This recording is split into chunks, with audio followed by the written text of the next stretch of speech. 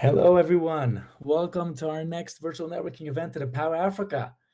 This event is very excited about this event because it's surrounding agriculture, and we titled it as the title is Can Business Drive Food Security and Poverty Eradication Across Africa?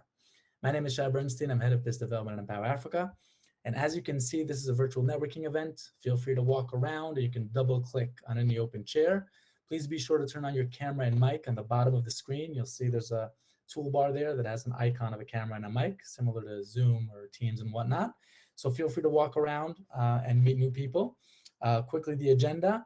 We're starting now with some networking.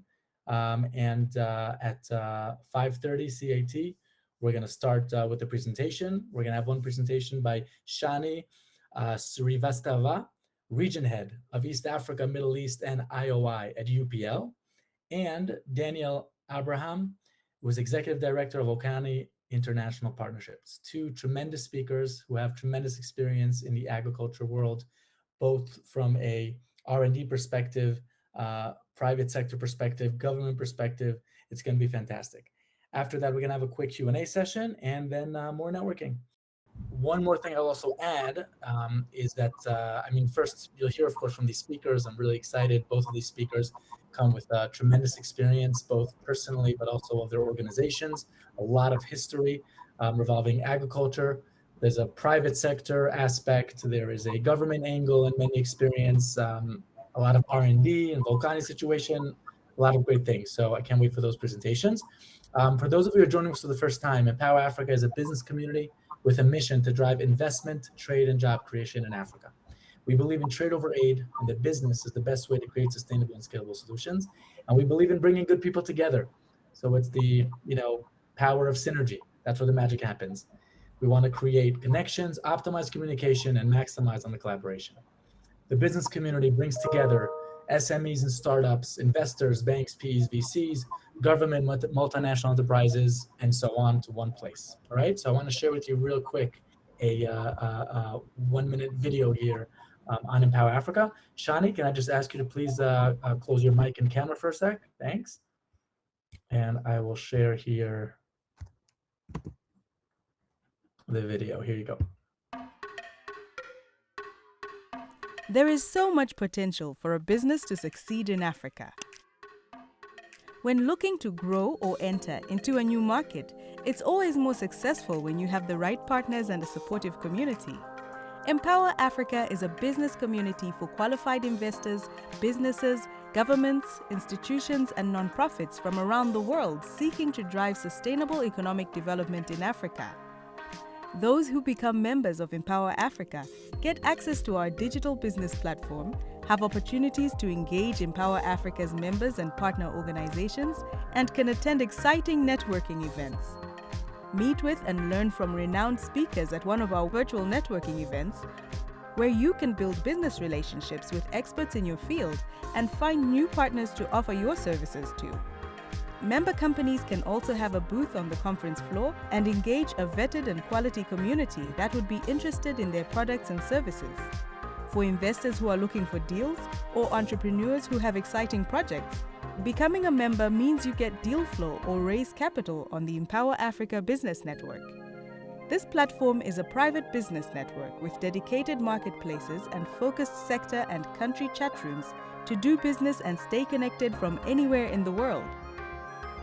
Become a member of Empower Africa today and drive business in Africa. So, one more remark here.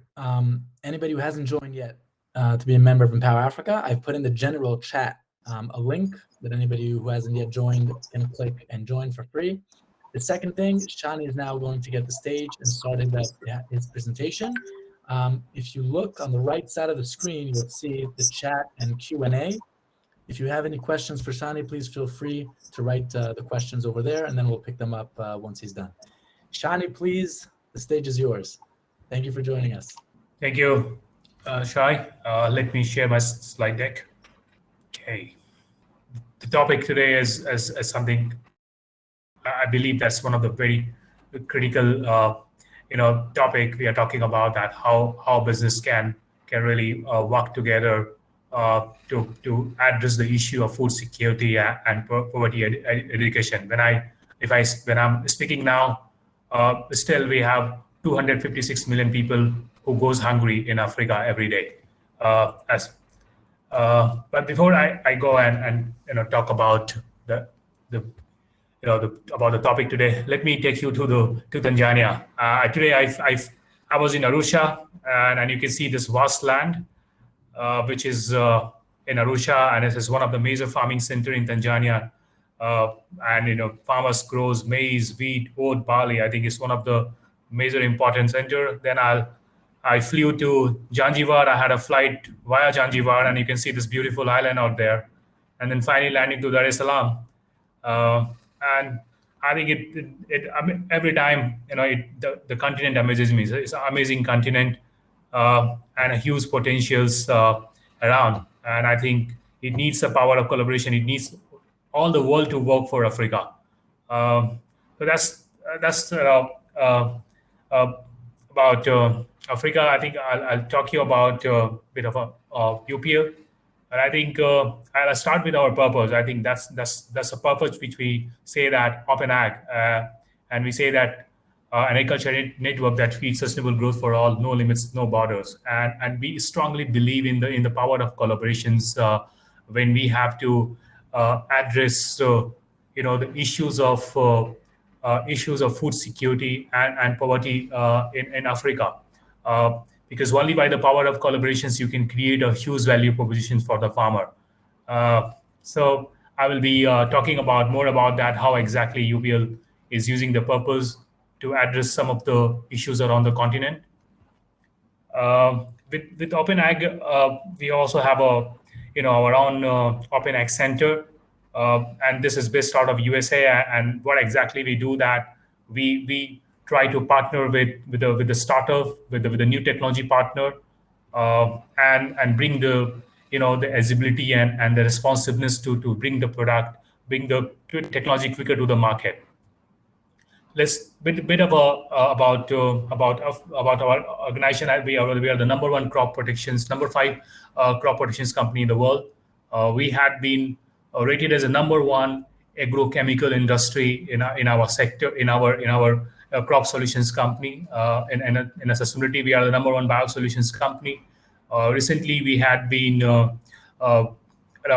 awarded a very prestigious patent award. One last year, we also had a WIPO. This is the Geneva patent organization has awarded the WIPO trophy to us, and then this year we also received the patent award from the India. So that's a bit about UPL. And recently, the World Benchmarking Alliance has number two out of 55 companies in the agriculture input segment, which is a big thing for us, because the way we are pushing the whole sustainability and agenda in across the globe, and that's the testimony of getting this ranking. And overall we got 15 ranking across 350 food companies. So it's a big thing for us, and we say that we are heading in the right direction. Now, if you talk about UPL Crop Solutions, this is the whole playground for us. We play a space in the whole seeds and seed coating market. We have a company called Advanta Seeds. Then we have a huge. We are doing a lot on the soil health today, and we believe that the way we are doing agriculture today, that's not the answer for the problem we are having. We have to move to a regenerative agriculture. We have to build our soil, because if we are building our soil, it will have a power to sequester more carbon. Because today we have agriculture is the biggest contributor of the greenhouse gas. How can we really turn around and we can use the same agriculture to sequester more carbon? We have some really interesting technology out there. Now, be it in disease and insect productions, which is very critical to improve.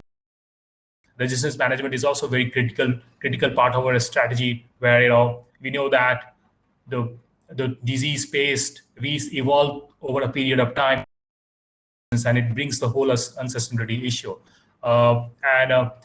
Crop residue post-harvest. So this is where we play around, and the whole digital service around it.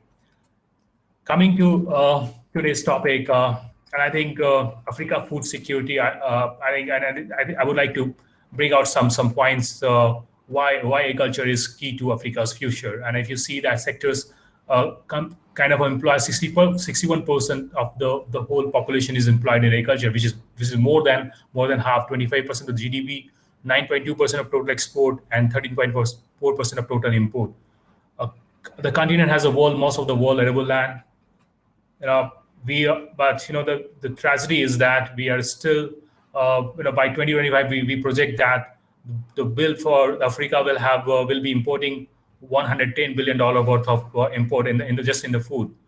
We have it has a young labor force which will be projected to the world. I think it will be in the world by largest by 2050, and I think this is something which is also like a ticking time bomb, because we also have to make sure that the young labor force also gets engaged, get the right kind of educations. And you have an example of Mexico, which had the same kind of trajectory a few years back, but they had been able to do a turnaround in one of the developing countries.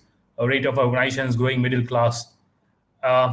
These are also some of the factor which important for the agriculture. One very interesting data I found actually also that today, if you really want to harness the power of agriculture, we need to invest something like a $45 billion a year, and presently it is $7 billion. And I think that's kind of a platform or any platform which is organize another platform in Africa, which is supported by Melinda and Gates Foundation, and they are doing amazing work to really bring the investments to the sector in agriculture sector in Africa. Some of the things which we are doing actually, which is we are trying to address some of the issues around Africa, is about one project we call is Rice Race Pro Nitiva program. I will talk to you about how are we really changing the game in Kenya about through maize, and also soil health. One of the thing I will be talking about. And this is something, it's a very, very a core project for us, which we have started, a rice race in Africa. And our CEO, Jay, is really passionate about it. And what we are trying to do that, we are targeting a 600,000 hectares of rice area and in 6 countries in West Africa. And we are building a whole infrastructure to really uplift the farmer who are doing the farming in the 600,000 hectare. This is one of the massive projects, and Agra is also supporting us in this project. And this is something, a huge commitment from us, where we are really trying to, and rice being an important commodity in West Africa and very critical for the food security. This is another program which we are talking about. It's called Pro Nitiva, and it's very, very interesting integration of the technology. And we have always said in terms of integrated nutrition management, integrated management, and that is something, the heart of it actually is there. And today, and why we need this kind of approach today, that because we always find a extreme views when it comes to managing our the way we are using the chemicals. You will hear a lot of controversies around it, insecticide, pesticide, all kind of a stuff, and you will always hear a very extreme views around it, and that something is not really going to help.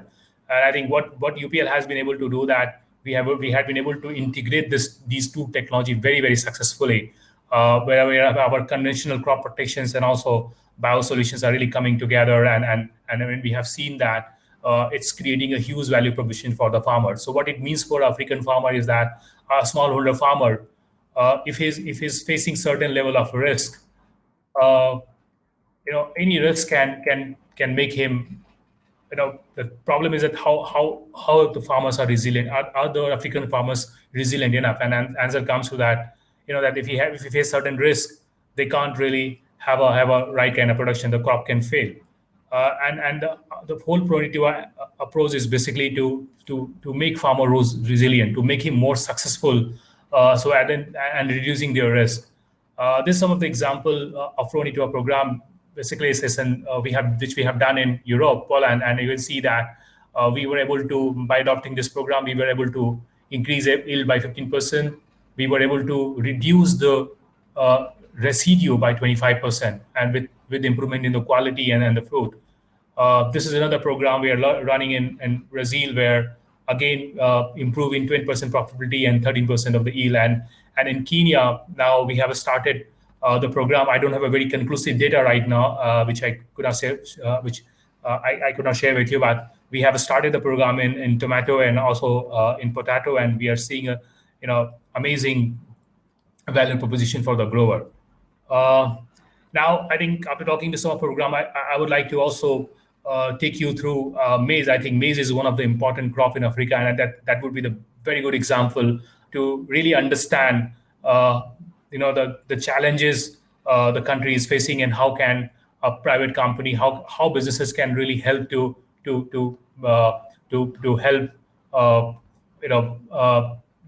help farmer or help continent to basically progress.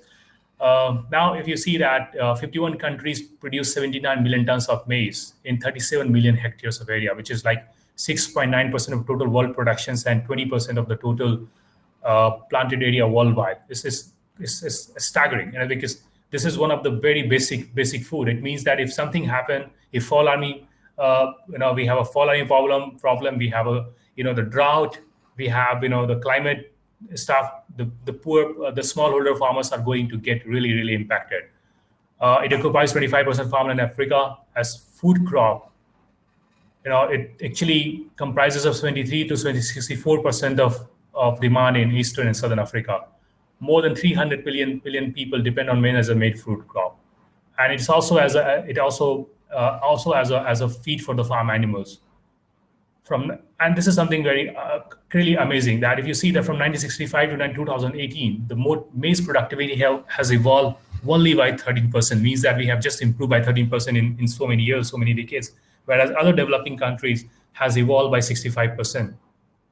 And so this is something like really mind-boggling for me. And I think what I want to share, that what we are doing here to solve two of the major issues in the maize. One is the fall armyworm, and another is the aflatoxin issue. So if you see fall armyworm in Africa, and these are the countries in the green, which is really affected by the 2017. We had we started getting the report of fall armyworm, and that's how the whole thing is started. And now it is affecting approx 30 countries in Africa, and we believe that with estimated loss of 21 million tons of maize affecting around 101 million people. Now, what we are trying to do here, that to solve this problem, we have now bringing a technology called Foligen. Now, for a farmer, what he will do, that he will go and try to buy any chemicals and try to spray. If they're not getting a problem, they will keep spraying the chemicals maybe 3-4 times, and which is making really something unsustainable. And also it's like really also resistance issue will come. Foligen is one of the technology where we trying to control fall armyworm, very specific virus, baculovirus strain, which only work on the fall armyworm. It doesn't affect anything. And what we have tested, when we have tested, you can see the results here, that it works as good as any other conventional insecticide. So this is a chemical insecticide, which is ivermectin benzoate. You have Foligen here in different doses, and then you have control treatment. If farmer will not do anything, this is how he will get his crop. And this is what we have seen, that even if we use the biopesticide at the right time, we can really solve the problem. But with this kind of a technology, we also have a kind of adoption challenges, because the knowledge is a big area where we have to educate farmer about the product, at what time to use, and this is something which is not really a farmer can do easily. And one of the critical challenge which we have with fall armyworm and use of a biopesticide is that how do you really detect that early? If you detect really early, you can actually have a very nice control strategy. And what we have done, we have a startup called Go Micro, and they are doing an amazing job on the artificial intelligence, and with this tool, a farmer can identify the larvae very early.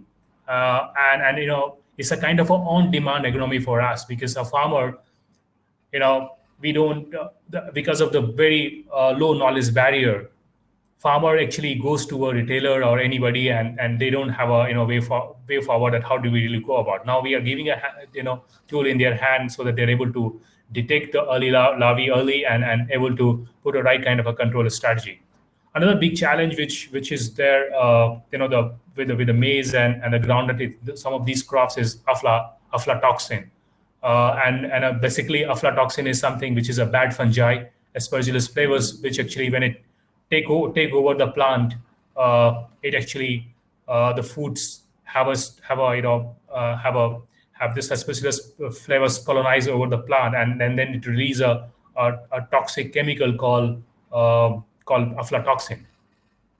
And you can understand why it is important to solve this issue. And I'm just taking you the example of Kenya, because almost every Kenyan chronically exposed to aflatoxin. One in every Kenyan household affected by cancer. We have also reported 124 human fatalities to the homegrown maize, and Kenya daily consumption is 400 grams per day, which makes the risk even bigger actually. And that's just one of the illustrations that when we don't do anything, and when the farmers generally grow, this is the proportion of a bad fungi in a field, in a non-treated field, which has a high aflatoxin contamination. And then when we use aflasafe, this is how the probability and the good fungi basically takes over the bad fungi, and that's how it looks like. Little and no aflatoxin contamination. And this is one of the projects where I was talking also about the Open Act, where UPL has collaborated with IITA, who actually IITA is one of the pioneer research institute in Africa, based in Nigeria, and they are the one who developed this technology.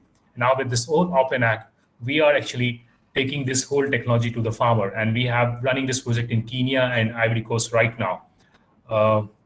And basically to really understand how exactly it works, that basically what we do, we put the good fungi in the field through a medium and broadcast it during the knee-height stages of the maize, and this good fungi takes over the bad fungi, and they colonize the plant, and that's how we have a less aflatoxin.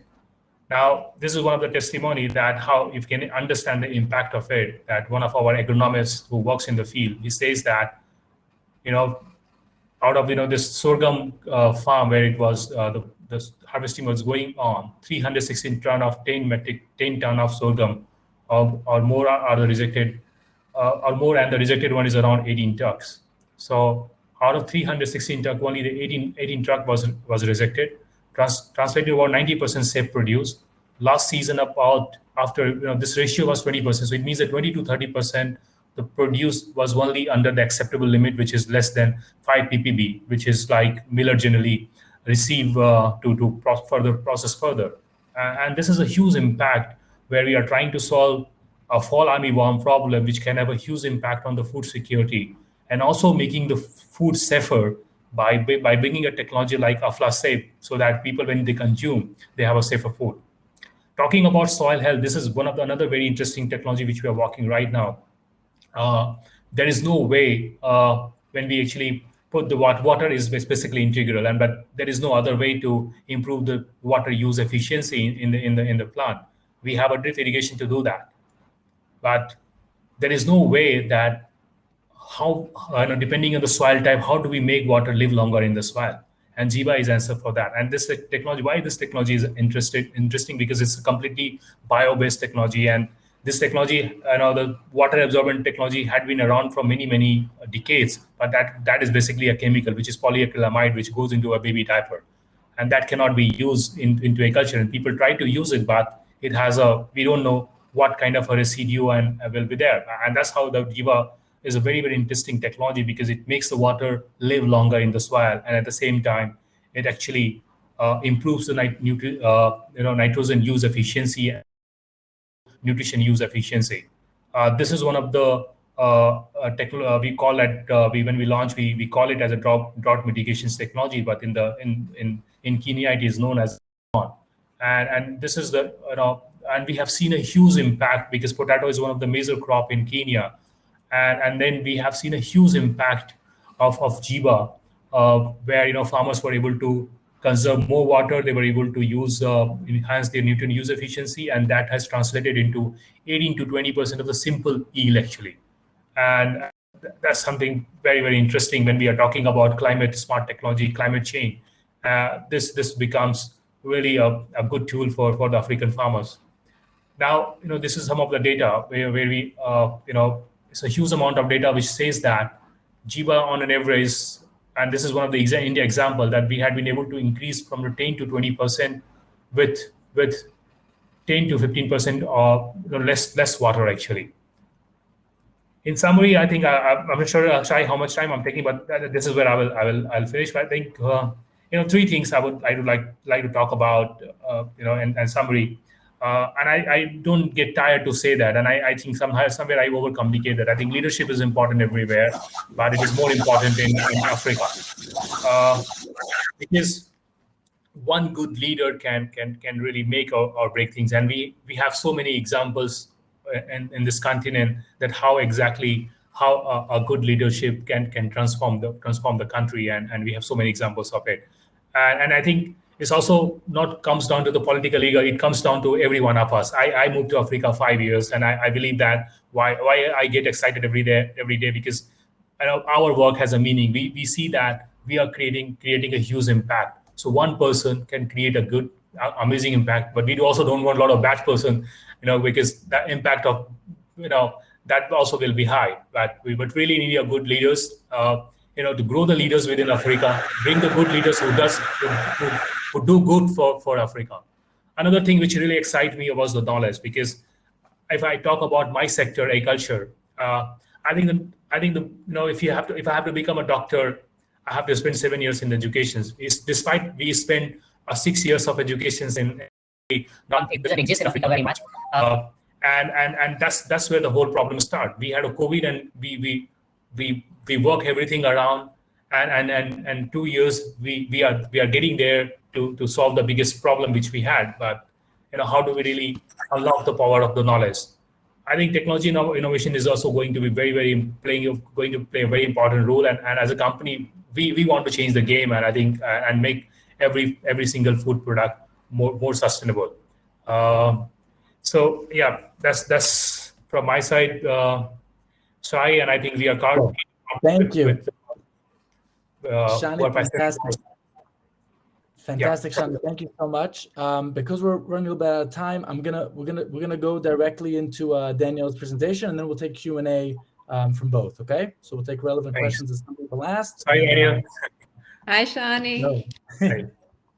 Okay, Danielle, we've known each other for quite a while. I'm a huge fan of Volcani. I think it would be great if you could just share in one sentence the history of Volcani, right? Because it's pretty incredible, when you hear about it, and also the new direction, the Volcani is taking, which Danielle is spearheading. So kudos to Danielle. The stage is yours. Welcome. Thank you so much, Shai, and Shanni as well. Thank you so much for such an interesting presentation. Love to find the time to connect. And good evening, everybody else from Tel Aviv here in Israel. As Shai requested, I will just start with a few words about Volcani. It's nothing to do with volcanoes, so don't get too concerned. The Volcani Center is actually Israel's national agricultural R&D center. It was established before the State of Israel, actually 100 years ago in 1921. And on the establishment of the State of Israel in 1948, it was absorbed into the Ministry of Agriculture. It houses all of Israel's, top agricultural scientists, and has been behind more than about 80% of Israeli agricultural innovation today. I am actually executive director of a non-profit partner of the Volcani Center. So we're called Volcani International Partnerships. And our mission is really to share Israel's agricultural experience, expertise, and innovation capacity with partners around the world, whether they be governments, foundations, NGOs, or indeed the private sector. So I'm going to try and get my presentation up on the screen and dive right into that. And I hope, let's see if we get this to work. You're good. Yeah? All right, fantastic. So let's get going. So, the question posed to us was, can business drive food security and poverty eradication across Africa? which is a huge, huge question. I think it's a fascinating one and can be explored from numerous angles, and we could discuss this all night. Because our mission at Volcani International Partnerships is to share Israel's agricultural experience with partners, I would like to actually try and answer this question from Israel's perspective. In short, our answer is yes, of course, business can drive food security and poverty eradication. I think the interesting question is how. So what I want to do in the next 10 to 15 minutes is really run through some key ways that Israel did this. Some of the topics I'm going to touch upon are all featured actually in this case study we produced recently with the Tony Blair Institute for Global Change and AGRA. We produced it in response to leaders from Africa, presidents, prime ministers, ministers of agriculture, heads of the largest agribusinesses there, who constantly asked Israel, well, how did you create this agricultural transformation and what lessons could we learn? So a number of the lessons I'm going to speak about today are in this case study, and we can happy to share that with you afterwards. So let's begin. And if you're thinking, well, can we really learn any lessons from Israel at this point? Isn't Israel a agricultural powerhouse? It's not really a poor country anymore. You are correct. But Israel was not always like that. And if you look back to 1948, when Israel was established, there was actually a great need for development. And I'm talking economic development, and I'm talking food security. In terms of economic development, Israel was, in some senses, an impoverished country. It was dependent on economic aid, and its GDP per capita at its establishment was only $1,000, which is similar to some of the levels we're seeing in developing countries today. And in terms of food security, well, there wasn't any. And this is a fantastic picture, which I really like, which shows people queuing up in the street for food rations in Israel back in the day. So the question is, well, how did Israel move from this, using business to drive food security and economic prosperity? So I think what I'm going to do today is just share 5 key insights about how Israel did it, and I'll go through them one by one. The first, and I don't think I can emphasize this enough, is a deep understanding that agriculture is a business, okay? Which means that you go into agriculture not to make food for yourself, but to create a business as a farmer. And the purpose of any business is to make money. I want us to all bear that in mind. And here, and I don't like reading quotes, but you're going to see quite a few in here, because when we wrote the case study with the Tony Blair organization, we interviewed some brilliant people in Israel, and I really want to share their wisdom. So I'm going to read this. This is from a former Minister of Agriculture, Shalom Simchon, and he told us it is important to talk positively about agriculture. Villages are always poor around the world, but the Israeli model is different because our economic base is the village. Now I'm going to say that last part again because it's critical. Our economic base is the village. Instead of building drivers of the economy with big businesses and then thinking, well, how can we loop a smallholder farmer in? What Israel did was look at the farmers in the village as the engine of economic growth. And I think they saw them not as a way to, they didn't think about the farmer in the villages, well, how can they create enough food to feed themselves, subsistence farming. They didn't even think, how can we help these farmers in the village make a living wage almost, or a little bit of money or a living wage. They actually thought about profit. How can they be wildly profitable and rich? And this vision underpinned everything else that you will see. So again, the economic base is the village itself. Now, the second element, which I think led to Israel's success in utilizing business to drive food security and economic prosperity, was a market-led approach. We have had so many conversations with actors across the continent who are continually talking about, increasing the yields of maize for some smallholder farmers just a little bit. And we're getting very frustrated because they're not actually exposing them to larger markets. Right from the beginning in Israel, the government and country decided on a dual strategy, food security and economic security together, which meant that the market, the economic real market, was always served as this northern star. What should we grow? Well, what are the market needs? And you can see this here, another quote which I will read. It is essential to focus on where you have a market and where you can make money. Because remember, agriculture is a business for the farmer. If you don't have money, you can't do anything. And there are a few key things and examples about how Israel's agriculture was guided by the market. If you know anything about Israeli agriculture, you might think, oh, I know the Jaffa oranges, because of course Israel was famous for the citrus fruit in its early days. Yet very quickly they realized that they were taking up a lot of water and perhaps they needed to shift their focus. They looked abroad to see what other markets could be relevant. And some bright spark walked into the Minister of Agriculture's office, the story goes, and said, you know, I've got a great idea.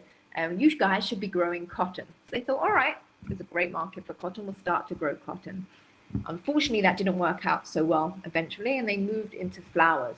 And then from flowers, when they couldn't beat the competition from the Netherlands, they shifted once again to orchards, and that's when you see the avocados, the date palms, and things like that emerging. The big question now is, well, what's next? And there's a picture here of medical cannabis that someone's put in my presentation. And the other element, as an example I want to give you about how the market served, as you know, the guiding star in Israel for agriculture, is the agricultural innovation ecosystem that Israel is so renowned for. Had two purposes. The first was to solve the challenge of the farmer. And the second was to bring new opportunities to the farmer, solutions to enable them to take advantage of new markets. So this is a relatively recent example, but farmers in the north of Israel really wanted to grow basil, however you Americans say it, basil in English. And they said, you know, there's a great need for it in the winter. However, in the north of Israel, it's too cold at night. What can we do? And the agricultural innovation ecosystem in Israel went into overdrive to provide them with a fantastic, cheap solution, enabling them to grow basil at night, all because, once again, they were guided by the market. Now, the third lesson I'd like to share from how Israel did it was all about farmer organization. You might have heard, you know, Israel was successful in terms of its agriculture because of the famous kibbutz, which was really a socialist / communist even cooperative with people living together. But this was not the only organizational arrangement. You also had a moshav, which was more of a privatized kibbutz, and indeed private farms. And all of these three different models sat under the Israel Farmer Federation. Now, what's important to note here is that the farmers were always aggregated. And this enabled them as business people to really compete in the market. As you can see here, the quote from Dr. Shaul Saban, who's a fantastic agricultural economist here, smallholders cannot survive unless they're connected to bigger units of production. It's only in these bigger units of production that can they gain bargaining power and negotiate with other actors down the value chain. And I actually just this evening read a very interesting article on Devex from someone who's working for Haifa International with coffee farmers who are notoriously underpaid considering the value of the coffee. And more you look at the situation about what's going on, and it's very complex, but more and more often one of the first problems is that they're not actually aggregated into larger units. Building on this point, in Israel, one of the critical lessons was the critical role played by marketing boards. Now, I don't know if you know what the marketing boards are. It was actually a legacy from the British here, and they left this legacy in different places in the world. You've got one in New Zealand, and in Africa, in Ghana, you've got the Ghanaian cocoa board that some of you might be familiar with. So in Israel, they left behind the citrus marketing board. And I love this picture here just to give you a sense of what was happening. This is in the 1920s. You have people sitting here in a packing house, packing citrus for the marketing board. Now, what the role of the marketing board was, which was critical to enable the business to drive food security and poverty eradication, was the marketing board took on responsibility for the production side, ensuring great production, but critically sales and marketing, hence the marketing board. Once again, you can't expect a smallholder farmer to go to Marks and Spencer's or to Tesco's and actually try and negotiate a good price or anything like this to sell their products. They need a broader organization that can come and do that for them. And the interesting lesson here, as an example, is this existed before the State of Israel from the British. And in 1948, when the state was established, the first Prime Minister, David Ben-Gurion, actually passed a law to institutionalize the marketing board. And this was not so easy because it required anyone producing citrus to actually be licensed, and they had to sell through the board. The board was even empowered with its own police, I understand. So arguably a little bit controversial, but the results speak for themselves. I think the production rose after 1948 to 1 million tons of export by 1967, which accounted for 95% of Israel's goods export. And that is almost entirely due to the role the marketing board played. And the last element I really want to touch upon is about the critical role of government here. I mean, you can't do anything without an enabling environment, which is provided by the government. Now, the government had a deep understanding, as I said at the beginning, of the need to support the farmer as a businessman, not to just produce, but to really make a serious profit. And the first key element I want to focus on, even though there are many, is education. They were teaching people from the beginning about the importance of rural development to ensure a strong rural economy. This message started at the top with the government and was across the country. The second was the financial support that the government actually provided directly to farmers to enable them to establish successful businesses, whether it was grants to establish greenhouses, special grants to do land preparation, other grants to acquire inputs. There was financial support for farmers who were creating agricultural businesses. And the third here, Agrexco, also relates a little bit to the marketing. Agrexco was established in 1956 due to a government-recognized need to set up its own export entity. Agrexco was essentially a state-owned export entity. Once again, they recognized, they needed a bigger organization to take responsibility for agricultural exports, and they actually operated under the logo here, which was the Carmel brand. I think there were two important points to note about Agrexco and why it was so important. The first, as I've already mentioned, but I'll mention it again because it's important, it created negotiating power. You were negotiating with Agrexco, the export entity, not the smallholder farmer or any of the farmers or even the kibbutz. And the second important thing which it did, which I think is critically important when thinking about business and driving food security and economic prosperity, is it eliminated competition between Israel's farmers. Israeli farmers were no longer competing with each other for the market. It was Israeli farmers together competing with farmers from the Netherlands for the market. It really brought them all together. So with that, I think I'll wrap up. The last thing I might want to touch upon is actually knowledge, which Shanni mentioned as well, the importance of knowledge for business and agriculture, and actually the ability to commercialize knowledge and use that to drive things. I mean, that's a whole other discussion about the Israeli agri-tech sector, but I think I'll leave it there.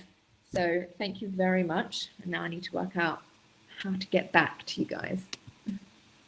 Okay, perfect. There we go. Great.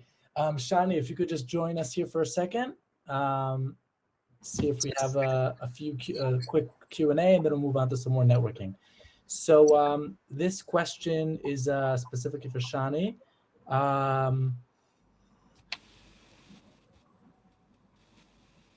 How can Indian agri-entrepreneurs work together with African agri-entrepreneurs in collaboration? This is Kumar. Thanks. I think it's this amazing question, because I think one of the things I was trying to talk about is how the world can really work to support and to help Africa. And I think one of the examples I was actually talking about this whole Go Micro artificial intelligence applications, and this guy, this guy Shivam, and he actually built this amazing applications detect full armyworm in maize, and he has this technology which has a the kind of a wider implications even in terms of getting the quality of the grain, even find out about disease and the pest. And then we start collaborating with him with Shiva man, and I think and he was able to evolve the whole artificial intelligence platform, and today we are actually talking about collaborations in Kenya. Then we are also talking about some of the venture capitalists really getting interested in him, and actually putting some investment. So I think that's something in a startup, and I think everybody is actually looking at Africa. But I think I think this whole agribusiness is a huge scope where we can come and it can play a role here, I think. Right. Yeah. Fantastic. Definitely. There's so much similarity, but then differences, that are relevant for that. And of course, the collaboration is the key here. So we have Mickey Lazar here asking, how can we get in contact with Shanni? So Mickey, we know each other. He's a member of Empower Africa for a while now. Happy to connect you with Shanni if you have any issues. And he's asking about your availability of your products, Shanni, in Uganda.